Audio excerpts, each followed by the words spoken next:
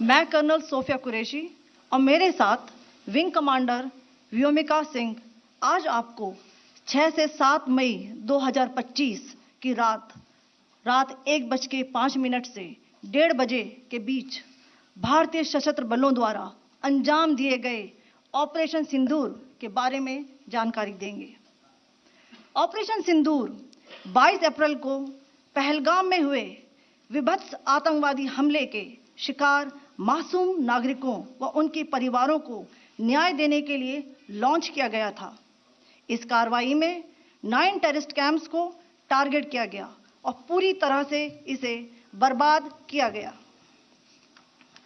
पाकिस्तान में पिछले 3 दशकों से टेरर इंफ्रास्ट्रक्चर का निर्माण हो रहा है।